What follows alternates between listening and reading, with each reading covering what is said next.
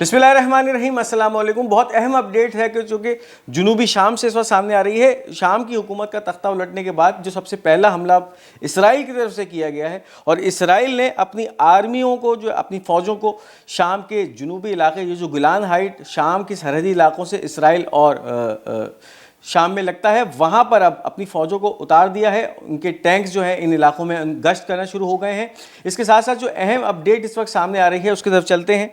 The Israeli occupation army summon the 98 division and the paratrooper and commando brigade to the border with Syria. Israeli काबिज फ़ौज की तरफ से इनका जो एक 98 डिवीज़न है, जो कि इन्फेंट्री डिवीज़न समझा जाता है, इसके साथ साथ जो पैराट्रूपर और एलीट ब्रिगेड समझा जाता है, यानी गोलानी ब्रिगेड, इनके फ़ौजियों और कमांडोज़ को अब शाम के सरहदी इलाके में उतार दिया है। और ये मुसल्लह होकर टैंकों के साथ और बुलडोज़र्स के साथ उतरे हैं। यानी 50 साल के बाद ये जो डिस्प्यूटेड इलाका था, इसके ऊपर इसराइलियों ने कदम रखा है और मुकम्मल तौर पे अब इस इलाके को अपने तसल्लुत में लेना शुरू कर दिया है। इसके साथ साथ कुछ जो हेब्रू मीडिया की तरफ से खबरें सामने आ रही हैं, Hebrew sources, Israel launches a surprise ground operation penetrates southern Syria and heavy shelling on the क्विंत्रा hills एमिड the media blackout. अब जो इब्रानी सोर्सेज हैं वो ये क्लेम कर रही हैं कि सरप्राइज अटैक हुआ है। जैसे ही बशर अल असद की हुकूमत का खात्मा हुआ शाम से, इसराइल की तरफ से फौरी तौर पर अपनी फ़ौजें जो हैं वो शाम के जनूबी इलाकों में दाखिल कर दी गई हैं। और ये वो इलाका है जो कि 50 साल से डिस्प्यूटेड इलाका था, Golan Heights, Syrian Golan Heights, और एक बफर जोन था। यानी फिर जो है वो दोनों ममालिक इन इलाकों की तरफ जो है ना वो उनको क्लेम नहीं करते थे। अब 50 साल के बाद शामी हुकूमत की जैसा ही इख्तिताम हुआ, इसराइली फ़ौजें जो हैं इन इलाकों में दाखिल हो गई हैं और एक सरप्राइज़ अटैक कर दिया गया है इन इलाकों के ऊपर। और इस वक्त इस हवाले से मीडिया के ऊपर मुकम्मल तौर पे ब्लैकआउट है, कोई भी खबरें सामने नहीं आ रही हैं। इस वीडियो को आगे बढ़ाने से पहले उन तमाम नाज़रीन के लिए कि जिन्होंने अब तक हमारा ये चैनल पाक गोल्ड मीडिया सब्सक्राइब नहीं किया, इस चैनल को सब्सक्राइब कीजिए ताकि कोई भी अहम वीडियो आप मिस न कर सकें। इसके साथ साथ बहुत सारे शाम के इलाकों पे अब फ़िज़ाई कार्रवाइयों का सिलसिला जारी है और इसराइली फ़ौज के तैयारे इन इलाकों के ऊपर बमबारी कर रहे हैं। और इसका मकसद ये है कि जितने भी जो असद गवर्नमेंट के या असद रिजीम के जितने भी असलहा डिपो थे उनको तबाह किया जाए, ताकि इस वक्त हयात तहरीर शाम जो कि शाम पे मुकम्मल कब्ज़ा कर चुकी है, ये इनके हाथ ना लगें और किसी भी तरह से फिर ये असलहा किसी भी तरह इसराइल के ख़िलाफ़ इस्तेमाल ना हो सके। तो अब एक हवाई हमलों का सिलसिला है जो कि शाम के इलाकों पे शुरू हो चुका है, जिसमें देरा शामिल है, दमिश्क शामिल है। दमिश्क के अंदर बहुत सारे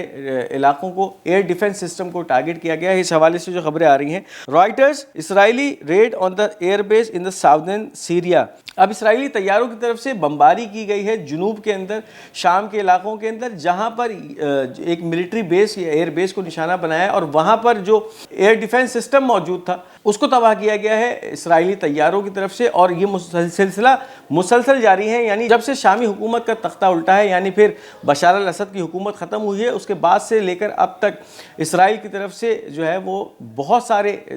इलाकों को, बहुत सारी मिलिट्री साइट्स को टारगेट किया गया है। असलहा डिपो को टारगेट करने का सिलसिला जारी है और इसका मकसद है वो ये वाज़ेह कर रहा है कि यानी फिर जो भी असलहा इस वक्त शाम के अंदर शामी अफवाज का मौजूद है उसको ज़्यादा से ज़्यादा तबाह किया जाए, ताकि फिर वो इन दहशतगर्दों के या हयात तहरीर शाम के इस वक्त जो भी फैक्शंस मौजूद हैं इनके हाथ ना लगे, क्योंकि फिर ये असलहा एक तरफ इसराइल के ख़िलाफ़ भी शायद इस्तेमाल हो सके। और फिर इसराइल को ये खौफ है कि अगर फिर कभी पासा पलटता है और ये जो इस वक्त रेबल अपने आप को सीरियन रेबल कह रहे हैं, ये अगर इसराइल मुखालिफ हो जाते हैं तो फिर ये असलहा वो इसराइल के ख़िलाफ़ इस्तेमाल कर सकते हैं। इसलिए ज़्यादा से ज़्यादा तेज़ी से इन हमलों को जो है किया जा रहा है। और शाम के अंदर जो शहर हैं जहाँ पर असलहा डिपो मौजूद हैं, जहाँ से शामी हुकूमत का असलहा जो है वो सप्लाई होता था, उनकी सप्लाई लाइन को तबाह किया जा रहा है, उन असलहा डिपो पे हमले किए जा रहे हैं, उनके एयर डिफेंस सिस्टम को तबाह किया जा रहा है, एयरपोर्ट्स को निशाना बनाया जा रहा है। और इसके साथ साथ दमिश्क के अंदर जो हालिया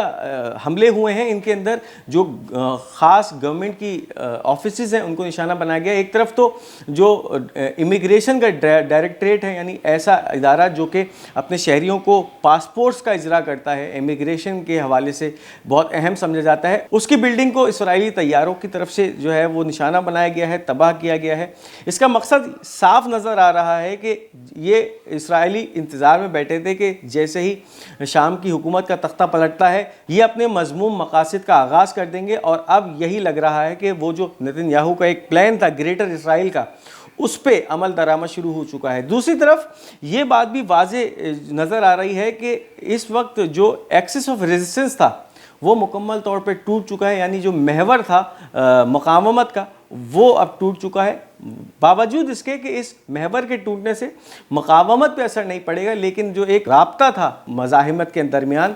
وہ اب جو ہے شامی حکومت کے ختم ہونے سے ٹوٹ چکا ہے۔ ایک طرف حزب اللہ جو ہے اس کی سپلائی لائن جو ہے منقطع ہو چکی ہے، دوسری طرف اگر بات کی جائے حماس کی تو حماس کے مجاہدین جو ہیں ان کو بھی اب ان کی جو سپلائی لائن تھی وہ بھی ایک طرح سے منقطع ہو چکی ہے۔ تو اس وقت شام کی حکومت کے ٹوٹنے سے بہت بڑا امپیکٹ پڑا ہے ایکسس آف ریزسٹنس کے اوپر، اور اب یہ دیکھنا ہے کہ آنے والے دنوں میں اب کون سی حکومت کا قیام شام میں ہوتا ہے، اور پھر یہ حکومت کیا پرو اسرائیل ہوتی ہے یا پھر یہ واقعاً شام کی عوام کا سوچنے والی حکومت ہوتی ہے۔ تو اب یہ جو چیزیں ہیں آنے والا وقت اس کو جو ہے ایسکیلیٹ کرے گا۔ اس کے ساتھ ساتھ ایک اور اہم خبر ہے جو کہ سامنے آ رہی ہے، security sources to Al Arabiya, the Israeli army control the Mount Hermon site after the withdrawal of Syrian army. اب یہ ماؤنٹ ہرمن کا علاقہ ہے جہاں پہ جو شام کی فوجیں تھی، سیرین عرب آرمی تھی، اس نے اس کا کنٹرول سنبھالا ہوا تھا ایک عرصے سے، اور پھر اب جب یہ اس بشار الاسد کی حکومت کا تختہ الٹا ہے، حکومت کا خاتمہ ہوا ہے، تو پھر وہاں سے اس ماؤنٹ ہرمن سے جو شامی فوجیں تھیں ان کا انخلا ہو چکا، اور جیسے ہی ان کا انخلا ہوا اسرائیلی فوجیوں نے فوری طور پہ اس علاقے کو اپنے قبضے میں لے لیا اور اس علاقے کا کنٹرول سنبھال لیا ہے۔ تو یہ ایک ڈیولپمنٹ ہوئی ہے اس ایک دن کے اندر یا 12 گھنٹے کے اندر کہ جیسے ہی شام کے حالات جو ہے حکومتی سطح پہ جو ہے وہ دگرگوں ہوئے، اسرائیل نے اس کا فائدہ اٹھایا موقع کا اور فوری طور پہ ان تمام جگہوں کے اوپر کیپچر کرنا شروع کر دیا جو کہ اب تک ان کے تسلط میں نہیں تھیں۔ اس کے ساتھ ساتھ جو اہم خبریں سامنے آ رہی ہیں لبنان سے سامنے آ رہی ہیں، یعنی لبنان کی آرمی نے بھی اب کچھ جو ہے وہ اس حالات کو، شام کے حالات کو دیکھتے ہوئے اپنے سرحدی علاقوں کے اوپر جو ہے سیکیورٹی سخت کر دی ہے۔ Lebanese army military in reinforcement on the northern and eastern borders with Syria. Lebanon کی جو سرحد شام سے لگتی ہے، ایک طرف تو وہ شمالی علاقے سے لگتی ہے اور ایک طرف وہ لگتی ہے مشرقی علاقے سے، تو یہ دونوں علاقے ہیں جس کے اوپر لبنان کی آرمی نے جو ہے وہاں پہ سیکیورٹی سخت کر دی ہے، ہائی الرٹ کر دیا ہے، اور اس وقت کیفیت یہ ہے کہ مسلسل جو ہے اس سرحدی علاقے میں ٹینشنز ہیں۔ یہ واضح طور پہ وہی علاقہ تھا جہاں سے شام کی طرف سے جو بھی سپلائی لائن تھی حزب اللہ کو جو ہے وہ اسلحہ فراہم کیے جانے کا سلسلہ تھا وہ اسی لائن سے چلتا تھا، اور اب ان علاقوں کے اوپر جو ہے وہ لبنانی فوج جو ہے مکمل تسلط حاصل کر چکی ہے اور اس کو ری انفورسمنٹ کرنے کا سلسلہ شروع ہو چکا ہے۔ اب اس کے ساتھ ساتھ رائٹرز کے مطابق Syrian opposition fighters, we have launched an attack on Kurdish forces on Manjib, northern Syria. جنوبی سیریا کے اوپر مکمل طور پر تسلط حاصل کرنے کے بعد، یعنی جنوب کا پورا علاقہ اپنے قبضے میں کرنے کے بعد، اب یہ جو حیات تحریر شام کے فیکشنز ہیں، عام فیکشنز یا ٹیررسٹ، انہوں نے اب جو شام کا شمالی حصہ ہے جو کہ کردستان کہلاتا ہے اور وہاں پہ ایک کثیر تعداد ہے کردوں کی، اور انہوں نے اپنی ایک سیرین ڈیموکریٹک فورس بھی بنائی ہے جو کہ اس خطے کی حفاظت کرتی ہے، ان کے اوپر اب اٹیک کرنے کا سلسلہ شروع کر دیا ہے۔ اور جو تازہ ترین اٹیک سامنے آیا ہے منجب کے علاقے میں، یہ شام کا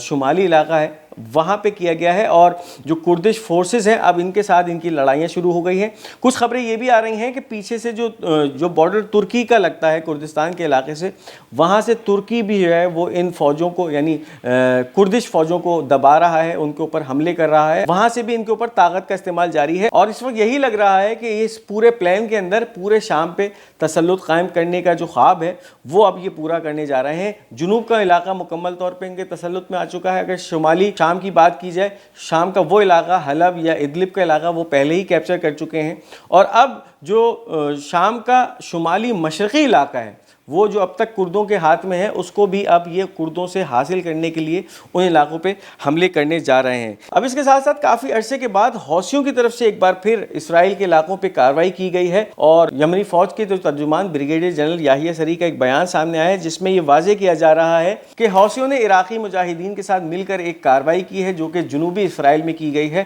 اور کچھ اہم مقامات کو ٹارگٹ کیا ہے۔ Military spokesperson for the Houthi Ansar Allah group in Yemen, a military operation was carried out in cooperation with the Islamic resistance in Iraq, targeting a vital target in south of the occupied Palestine.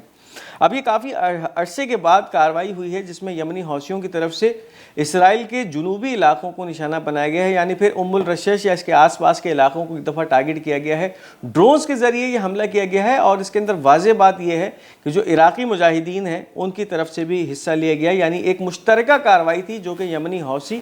اور عراقی مجاہدین نے مل کے کی ہے، اور اس کے نتیجے میں اسرائیل کے جنوبی علاقوں کو ٹارگٹ کیا گیا ہے، اپنے اہداف تک پہنچنے میں کامیاب ہوئے ہیں یہ ڈرون، اور اس کا اظہار اس وقت یمنی فوج کے ترجمان بریگیڈیئر جنرل یحییٰ سری کی طرف سے کیا جا رہا ہے۔ یہ تھی اس وقت کی اہم اپڈیٹس۔ اس ویڈیو کو لائک اور شیئر کرنا مت بھولیے گا۔ ہمارا یہ چینل پاک گولڈ میڈیا، اس کو ضرور سبسکرائب کیجیے گا اور اپنی قیمتی آراء کا اظہار کمنٹس میں ضرور کیجیے گا۔ انشاءاللہ بہت جلد ایک دوسری ویڈیو کے ساتھ آپ کی خدمت میں حاضر ہوں گے، تب تک کے لیے مجھے اجازت دیجیے۔ خدا حافظ و ناصر۔